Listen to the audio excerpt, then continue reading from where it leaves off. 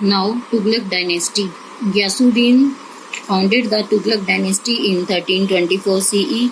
After the death of Alauddin, he was succeeded by his son Juna Khan, who took the title Muhammad bin Tughlaq.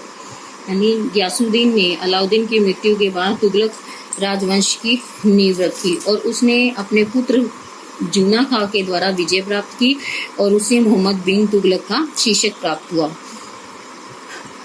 Muhammad bin Tughlaq was a brilliant scholar and a great patron of learning. He laid on merit and raised many people of humble origin of a high position. This offended many of the nobles and they refused to cooperate with him. Muhammad bin Tughlaq made grand plan and introduced many new policy, but these were not carried out properly.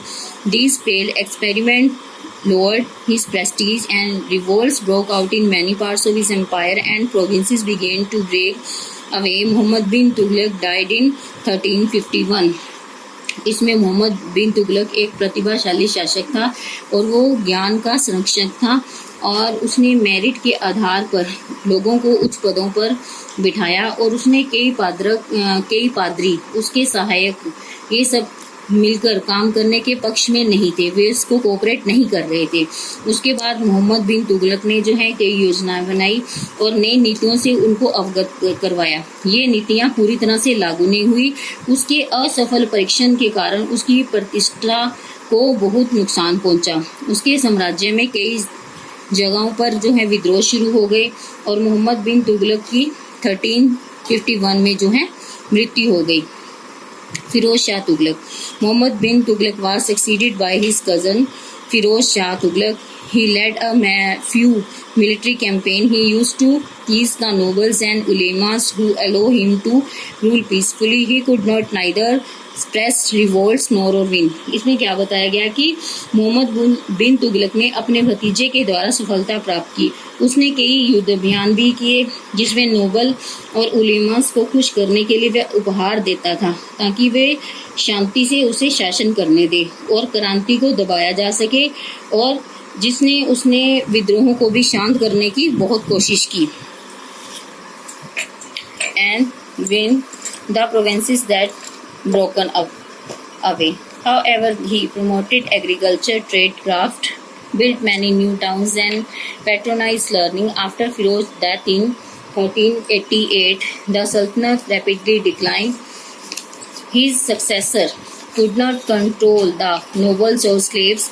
The army had become weak slowly and empire shrank in size.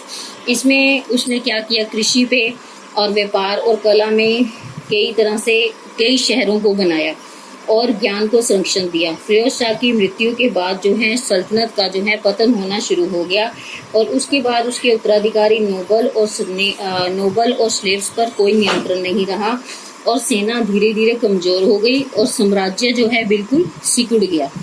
Rise of new kingdom for Mohammad bin Tughlaq regime onward several provinces broke away from the Sultanate and the formed independent kingdom. Among these kingdoms were the Vijayalaya Bahmani kingdom of the Deccan and the kingdom of Bengal, Jonapur, Gujarat, Malwa, Mewar, Marwar, Kashmir and Assam. Muhammad bin Tughlaq के शासनकाल में प्रदेश छोटे छोटे भागों में जो है बंट गया है। कई स्वतंत्र राज्य उभरकर सामने आए। इन राजधानियों में जो है विजयनगर, बहमनी और बंगाल, जूनागढ़, गुजरात, मालवा, मेवाड़, कश्मीर और असम के राज्य शामिल थे। तैमूर's invasion and तैमूर के आक्रमण। Timur the Lame was the ruler of the region around the Samarkand in Central Asia. He invaded India in 1398 and occupied some territories in the northwest. He then plundered Delhi. On his way back to Samarkand, he plundered many more cities. He carried away enormous wealth. He also took along skilled artisans to work on monuments in Samarkand. Timur left an Afghan chief named the Ghaffar Khan in charge of his Indian territories. The Tughlaq could not recover their powers after Timur invasions. Their dynasty ended in 1412. In 1440, Khizr Khan occupied Delhi, he established the Sayyid dynasty which lasted till 1451। उसमें क्या बताया गया है कि तैमूर ने central Asia में स्थित समरकंद का जो था वो शासक था। उसने भारत में 1398 में आक्रमण किया तथा बहुत से प्रदेशों को उसने अपने अधीन कर लिया। इसके बाद उसने दिल्ली में लूटपाट की। प्लंडर का मतलब होता है लूटपाट करना। और समरकंद में वापसी पर उसने कई शहरों को लूटा और वो अपने साथ जो है बेहिसाब दौलत लेकर गया। वे कुशल कारीगर था और जिसने समरकंद स्मारक पर अपनी कुशलता दिखाई। और तैमूर अफगान चीफ को भारत प्रदेशों का इंचार्ज बनाया गया। इस तरह से उसने क्या किया, तुगलक जो है अपनी शक्ति को तैमूर के युद्ध के बाद भी पूरा नहीं कर सका। उसके राजवंश का 1451 तक पूरी तरह से अंत हो गया। Now Lodi dynasty, Bahlul Lodhi.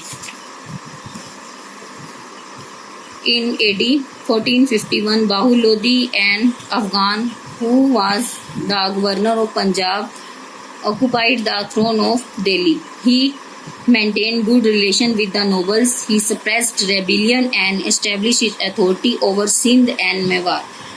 1451 में बाहुल लोधी जो कि अफगान का शासक था, जिसने पंजाब के सिंहासन पर अधिकार कर लिया। उसने पादरियों के साथ अच्छे संबंध बनाए और उसने कई जगह पर जो है विद्रोह को दबाया और सिंध और मेवाड़ पर अपना अधिकार किया। Now Sikandar Lodi. Bahlul was succeeded by his son Sikandar Lodi, whose real name was Nizam Khan in AD 1489. He is considered the greatest ruler of Lodi dynasty. He annexed Zonapur, Bihar and brought the entire region of Gangetic Plain under his control, but he was unsuccessful in capture Gwalior and Malwa. इसमें जो है बाहुल ने अपने पुत्र सिकंदर लोधी द्वारा बहुत सारी विजय प्राप्त की। वह लोधी वंश का महान शासक था। उसने जोनापुर, बिहार, गंगेटिक प्लेन में अपने राज्य में मिला लिया और अपने राज्य का विस्तार किया, परंतु वह ग्वालियर तथा मालवा पर नियंत्रण करने में पूरी तरह से असफल रहा। Now Ibrahim Lodi. Sikandar Lodi was succeeded by his son Ibrahim Lodi in AD 1517. He faced a number of rebellions. Rana Sanga of Mewar extended his empire right up to the western UP and threatened to attack Agra. Revolt broke out in many parts of the country and the Sultan suppressed them with great vengeance. Ibrahim Lodi also displeased the nobility when he replaced old and senior commanders with younger ones loyal to him. Finally, Alam Khan and Sultan Uncle and Daulat Khan Lodi, the governor of Punjab, invited Babur, the ruler of Kabul, invade India. In the first battle of Panipat fought in 1526, Babur defeated and killed Ibrahim Lodi. This event marked the beginning of the Mughal rule in India. इसमें क्या है, सिकंदर लोधी ने जो है 1517 में अपने पुत्र इब्राहिम लोधी द्वारा विजय प्राप्त की। उसने बहुत से विद्रोहों का सामना किया।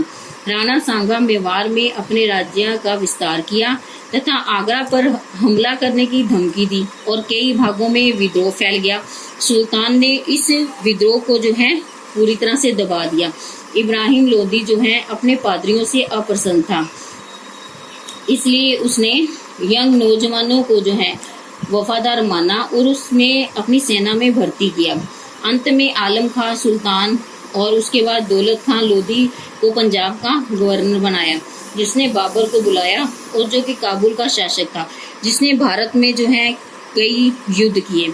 उसके बाद जो है उसका पहला युद्ध पानीपत का युद्ध था, जो कि 1526 में लड़ा गया था। बाबर ने इब्राहिम लोधी को हरा दिया तथा इस घटना ने भारत में मुगल साम्राज्य की नींव रखी। यानी इस घटना के बाद जो है मुगल भारत में आए।